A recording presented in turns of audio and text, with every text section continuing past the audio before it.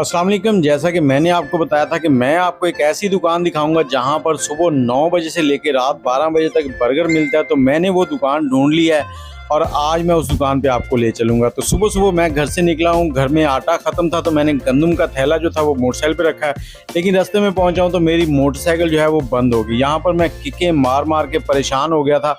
Motorcycle है start होने का नाम ही नहीं ले रही थी। जब मैंने इसका स्पेयर पार्ट देखा जिसमें टूल किट होती है तो उसके अंदर सिर्फ प्लग पाना था, उसको प्लग को खोलने के लिए पेचकस नहीं था। तो जहाँ पे बड़ी परेशानी हुई। आप भी जब बाहर निकले तो मोटरसाइकिल के जो औजार हैं उनको पूरा रखा करें। और उसके बाद मेरी जो हालत हो चुकी थी वो बिल्कुल ऐसी थी, मुझे सांस चढ़ा हुआ था और पसीनों पसीनी हो रहा था। तो फिर मेरे ख्याल आया कि मैं दानिश को बुलाता हूँ। दानिश को मैंने बुलाया, दानिश ने मेरी मोटरसाइकिल को धक्का लगाया और जो गंदम का थैला था वो अपनी मोटरसाइकिल पे रखा। तो हम लोग पहुँच गए हैं दानिश की दुकान पे, जहाँ पे वो ममनी और वंडा बेचता है जो जानवरों को डालते हैं। यहाँ पर मैंने फ्रिजों वाली दुकान से पेचकस लिया, प्लग ठीक किया और मोटरसाइकिल निकाल ली। अब यहाँ पर मुझे पेट्रोल पंप नजर आया तो मैंने इसकी तरफ एक आंख देखा और सीधा चल दिया, क्योंकि मेरी मोटरसाइकिल में पेट्रोल जो था वो फुल था।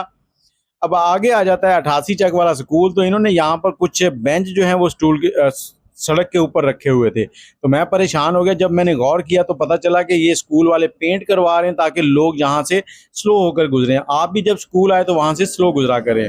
तो चलते चलते आ गया जी अवान चौक। अवान चौक यहाँ पर क्रेन लगी हुई थी, खुदाई हो रही है। और अगर आप लोगों ने सिविल अस्पताल जाना है तो अवान चौक वाला रास्ता हरगिज इस्तेमाल ना करें।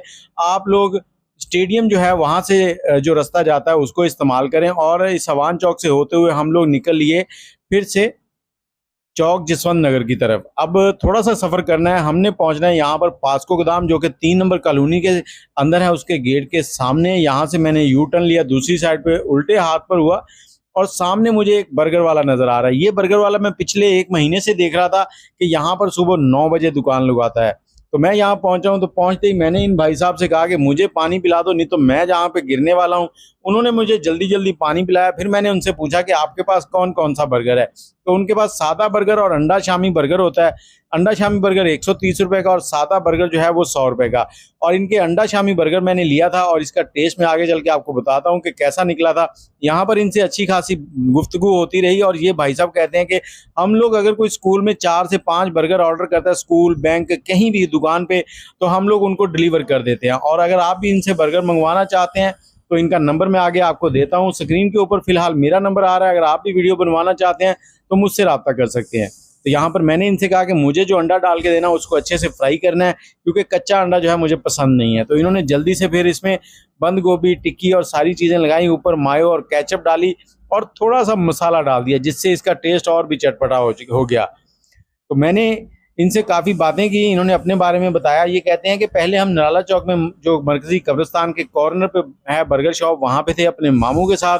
अब मामू वहाँ पे होते हैं, हमने यहाँ पर खोल लिया और ये रात 12 बजे तक यहाँ पर सेल करते हैं। तो यहाँ पर मैंने इनसे इनका नंबर पूछा, नंबर आप इनका सुन लें। जी बोलिए। स्क्रीन के ऊपर भी आ रहा है 60 78 68 78। आगे 3 डबल 6 0316 68 78 366। हाँ जी, ये नंबर है जी इनका। तो इसके साथ ही जो अंडा था वो हमारा पक चुका था। इसको ये अलट पलट किए जा रहे थे और मुझसे कुछ बातें भी किए जा रहे थे। तो मुझे जो खुशबू थी वो बहुत ही प्यारी आ रही थी। अब यहाँ पर जब इन्होंने अंडा जो बर्गर है इसको पैक किया वो बहुत ही प्यारा था। इन्होंने बटर पेपर के अंदर फोल्ड करके फिर इसको पैक करके दिया और इनकी चटनी जो और सॉस है और केचप है वो बहुत ही मज़ेदार है।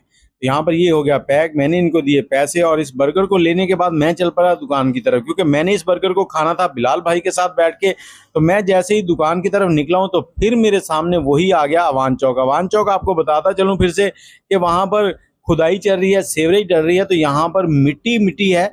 आप लोगों ने अगर सिविल अस्पताल या किसी और तरफ जाना है तो अवान चौक से सिविल अस्पताल वाला रास्ता जो है वो हरगिज इस्तेमाल ना करें, बल्कि शहर के अंदर से जो स्टेडियम से होता हुआ रास्ता है उसको इस्तेमाल करें। मैं आ गया हूँ स्तबल रोड के ऊपर और इसी रोड के ऊपर आपको चिश्ती होंडा वाले मिलेंगे। उससे थोड़ा सा आगे चलेंगे तो आपको लेबर ऑफिस मिलेगा दाएं साइड पे, और उसके बाईं साइड पे हमारी दुकान है लाहौरी दवाखाना, और उसके साथ ही फॉर यू माइक स्टोर। वहाँ से हम माइक बना के पूरे पाकिस्तान में सेल करते हैं। अगर आप हकीम साहब से कोई मशवरा करना चाहते हैं तो भी आ सकते हैं यहाँ पर।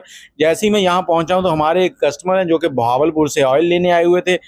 पहले तो मैं समझा कि ये फीमेल कोई मेडिसिन लेने आए, लेकिन जब मैं अंदर दाखिल हुआ तो पता चला कि ये मेरे ही कस्टमर हैं और मुझसे ऑयल लेने आए थे। इनसे दुआ सलाम हुई और उसके बाद इन्होंने मुझसे थोड़ी सी बहस की कि पैसे कम करें, तो फिर मैंने इनके साथ थोड़े से पैसे कम कर लिए और उसके बाद हमने खाया ये बर्गर। और मैंने, बिलाल ने और हाजी साहब ने, हाजी रब नवाज साहब जो मेरे बहुत ही प्यारे दोस्त हैं, तो बर्गर का जायका बहुत ही लाजवाब था।